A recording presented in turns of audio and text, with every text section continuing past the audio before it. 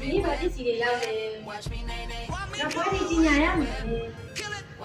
လည်းကြီးညာခိုင်းနေတာမကြီးညာမယ်အော်ကြီးညာလေးအမတိစီကြီးညာခိုင်းတာအကြီးညာမယ်အားလည်းလည်းဒီလိုရောက်တာအော်အေးပြီအဲ့ဒီလောက်ပါဒီလိုအားလာတော့လည်းတော့တရားလည်းစုံပဲလက်တို့ဆိုင်ရလေးတို့မျိုးတို့ဆိုင်ရလေးကျန်တယ်ဒီတော့အရောက်ဆုံးပါအကြောင်းမှ900ပါเนาะဒီကတော့အဲ့ဒီနေရာလေးဒီဇိုင်းစုံနေတာเนาะဒါလေးကတော့ချင်းမြက်တွေပေါ့เนาะသွားခုံရတော့မမြင့်ဘူးဒါကပဲစကားပိုက်လေးနဲ့အလားပေါ်လာပေါ့ ဒီကောင်လေးဆိုလို့ချင်းပြောင်းလေးတော့ဒီဇိုင်းမတူဘူးနော်ကီတိုရဲ့ရိုးရှင်းတိုင်းလေးတိုင်းသိရကောင်းတယ်။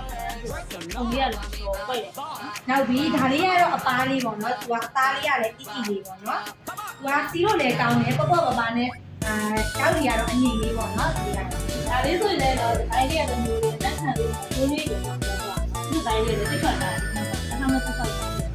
။အချိန်မီနဲ့စီးရတော့ဒီဇိုင်းလေးဆိုတော့ဟိုကဒီ တိတိအစုံစိုက်စုံနဲ့အရောင်စုံလေးတွေရ ရော အောင် င်လေးတွေရောက်တာ။ အဲ့ကြောင့်မမီတို့ဆိုင်မှာလာရအမြင်ဆုံးလာရအားပေးလို့တိတ်ခတ်ပါရဲ့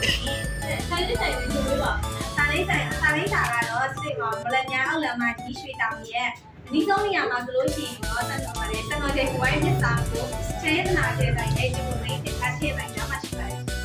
။ညနာပြီးဝင်ပေးတယ်ဆိုအဲ့ရောက်တယ်စိတ်ဆိုး အရာဆုံးဆိုင်ဆုံးရှိရတဲ့အမြင်လာရအားပေးလိုက်တော့နော် ဘယ်လိုစား